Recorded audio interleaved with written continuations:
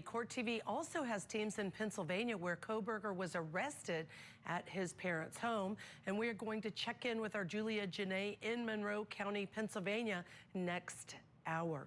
Joining us now to help break all this down, trial attorney Jamie White in East Lansing, Michigan, and criminal defense attorney and former prosecutor Marie Pereira in New York. Thank you both for joining us this morning. Happy to have you. Let me start with just your general overall impression of the 18-page probable cause affidavit for the arrest, Jamie. Thank you, Judge Ashley. Extremely thorough. One thing that stood out to me is that they have put an enormous amount of energy into this investigation.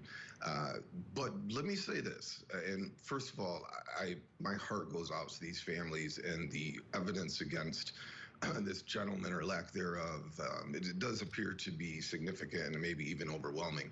But in large part, we're still dealing with circumstantial evidence. And as you know, Judge, the defense is going to come back and make all sorts of arguments. In particular, there is evidence that at least a phone associated with him had been in that area over a period of time.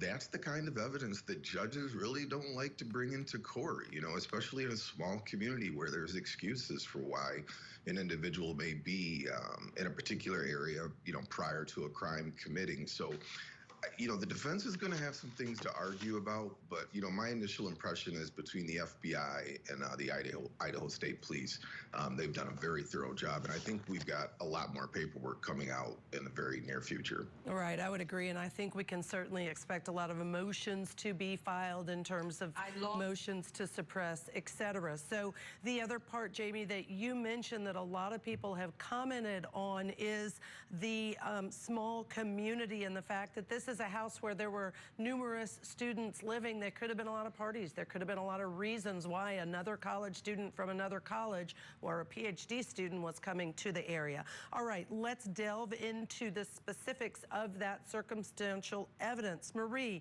the first thing I want to talk about is the fact that there's an eyewitness. The affidavit says this, that the surviving roommate says the male walked past her as she stood in a frozen shock phase.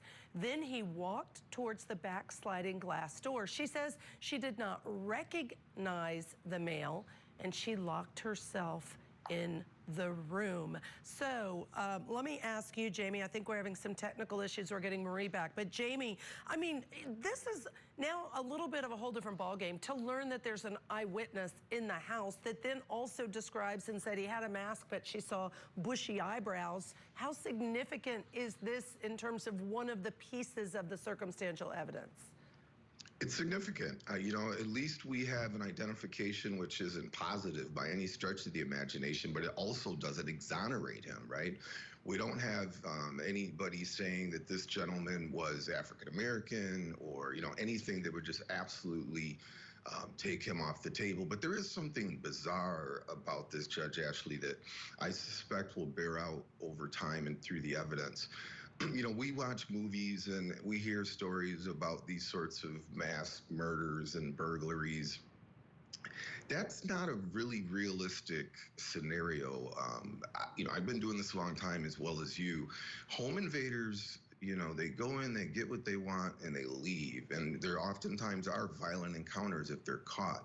But in this case, we're talking about people who were attacked in their bedrooms and sleeping. And it's a very bizarre fact pattern and very unique. And there isn't anything in this young man's background to suggest sociopathology at this point. Again, there's a lot yet to be told. So I find this description of the man in the house unusual. And I suspect we'll hear more about it, but very unusual. And we see it in the movies, but not usually in real life. And Jamie, what stood out to me was all I could think was, why in the world would he walk by a potential eyewitness? To me, that suggests, as a former judge listening to cases, he must have had it in for the 4 that he actually stabbed and killed to just walk by one of the other roommates. But I want to get to one more piece before we need to take a break, and that is a piece of the affidavit that really Vinnie Politan brought out last night and talked about, and that is, we know that the police, according to the affidavit, believe that Kohberger returned to the crime scene around 5 hours after the murders. And here's what the affidavit says, that between 9:12 a.m. and 9:21 a.m., the suspect, the defendant's phone, pinged its location in the area of the student's home on King Road. And we know the surviving roommates did not call 911 until 11:58 a.m. on that same morning. Back to the scene of the crime. You hear about this, and you just mentioned different shows and movies, and you hear about a killer going back to the scene of the crime, or an arsonist standing back and watching the home burn as they're investigating it. What is this piece? And again, it's one piece in the puzzle, but what does it mean to you, if anything? It means the same thing to me that it means to investigators. You know, there's too many unusual connections to overlook this person as a prime suspect in this crime. You know, the idea that, I mean, he's going to have a lot of explaining to do through his attorney as to why this particular location that he was located in this location over the course of this 24 hours and I believe the 11 days prior to that.